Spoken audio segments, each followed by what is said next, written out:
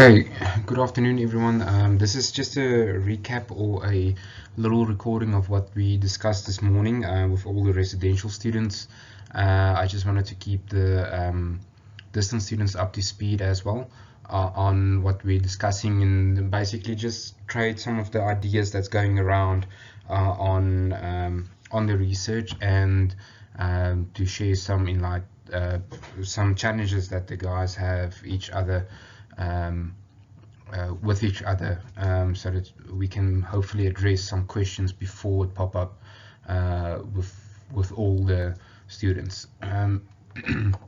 So yes, so there's a couple of items that I just highlighted here, and I'm just briefly going to go through them. Maybe I'll have one or two just screenshots to show you some additional information, examples that we can maybe look at, for instance referencing and so on, as examples. So starting off with our first item is a few general items. So please remember to always indicate the text referencing, whether it is online or what the page numbers is or are. So basically, if you're doing your references, they should always, in the text, there should always be either a page number or there should be stated whether it's online or not. And what you should also look at is, if you do summarize a section of an author that runs over more than one pages, you can highlight more those pages. For instance, if someone's talking about concept analysis or a similar topic, you can list that you got the information from pages 1 to 5 of that specific book. And then looking at item 2 is one page number per in the text. Per text reference is preferable. However, when summarizing a few pages or an idea of an author, then you may reference multiple pages. So that's basically what I just said. Then you've got then the other thing is basically punctuation. Please have all your full stops behind the brackets of a sentence. I do get quite a lot of references where the full stop is before the reference, not behind it. So please just make sure that you've got that correct. Then justify your text. Yeah, that's a general thing, but usually I think there's one or two guys that's still doing that. So just make sure that you've got your layout correct from the start. Otherwise, you're going to struggle later on when just to get everything correct. And then use your outline or styles within your within Word, and make sure that you have that underneath the belt now already, because trying to fix your outline and your styles later on will cause a little bit of headaches and delays. So please make sure that you've got that. You can also use the template that I provided. Then also combine your paragraph which has the same author. If they follow on each other, please do not use the same author paragraph after paragraph.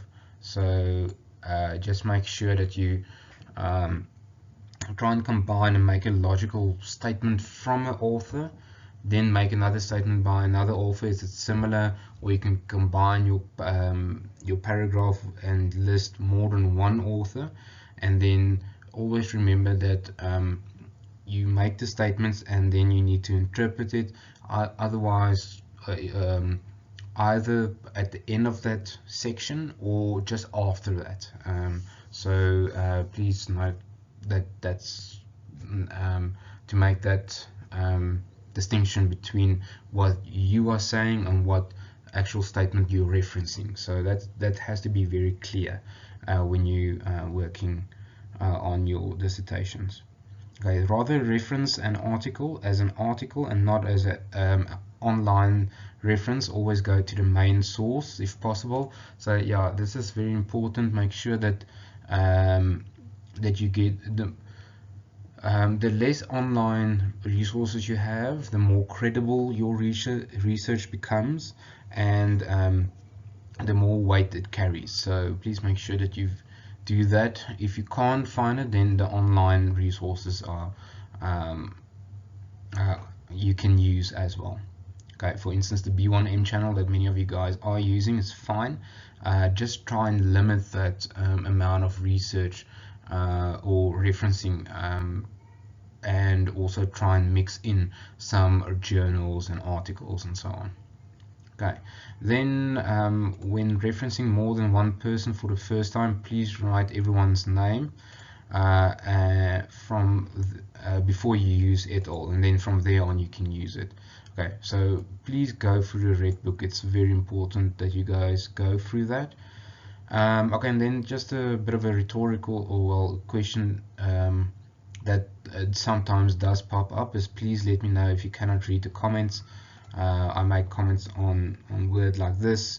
I think most of you are up to speed, but I did have one or two questions before on where's the comments that I was talking about. So just make sure that you've got that. Okay, then the other items that I just saw is, please use the Blackboard guide as your principal guide. For instance, I gave you an example, but it's only example. Your Blackboard guide is the ultimate guide on which you will be marked. So please make sure that you actually use that one and not the example that I given. The example that I'm giving is an example to assist you in writing or answering the questions that's in the Blackboard guide. And then the chapter structure gives a short outline of each chapter, what you will look at. Do not include theories and conclusions. So your chapter outline is a very short outline of what your chapters will look like. You will first look at the definition of this and this and this before comparing it with this, and ultimately you will make a conclusion of this. So that's a very short summary of what your chapter structure should look like, and your conclusions and introductions in your of your chapters will look similar to that. Okay, so make sure that your questions relate to your hypothesis or hypotheses. So please, if you have only one hypothesis, then write hypothesis. If you have more than one, write hypotheses. Same with the questions. If you have one question, only write question. If you have more than questions, you have a main question and a sub question. Okay, and thus your heading should be plural.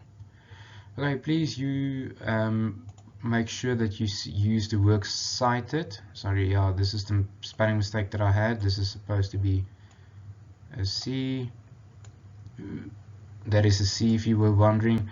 Okay, so in your text references when referencing someone, or which you do not have the original text. So example of this is if you're referencing, for instance, Albert Einstein within a book written by Finsen, then your reference should be Finsen, but before Finsen you write cited colon Finsen 2016 and then the page number. But in your text you would say Einstein said this. Okay, I hope it makes sense. If you do struggle, please refer to the red book. Otherwise you can mail me if you have a specific question on that. Okay, then research in a nutshell, just something which I added is your reference more than one person and then make conclusions of those statements. That's basically what research is. So you make a couple of statements from different resources or authors. Okay, so what I was saying is you reference more than one person and then make a conclusion of those two statements. Basically, you're learning from other people. That's all that you're basically doing. So your conclusion is usually the golden thread that you write into your dissertation. Okay, and then getting to when using an abbreviation for the first time, please write it out and write the abbreviation in brackets. From then on, you may use the abbreviation. Also think of using the abbreviation list at the start of the project or of your work. It's best to actually have both. Okay, then just one thing that I want to highlight. One or two of you want to use a abbreviation or a resource, like for instance the Project Management Institute, as a reference. If you do use that for the first time and you use PMI, just in brackets behind your reference, please add a bracket and then you state the abbreviation, or PMI is the abbreviation for Project Management Institute. Okay, so please have a look at the red book whether you can find that. Also, if you do struggle, you can mail me with regard to it. And then lastly, when referencing more than one author, please use "and" in the text reference, and reference list. Okay, and if you're not using brackets and it's in your text. So for instance, if you saying in your text, if Sigli said that this is the case, then Sigli and Sigal, then you would use this "and". If you saying it is said that this is the case, and then you have your two authors, Sigli and Sigal, in brackets, then you use your @ sign, and in your reference list you use the "and" sign. So I hope this was relevant for you guys and helpful. Please do mail me if you do have any other questions. Good luck, and yeah, we'll talk again. Thanks. Bye.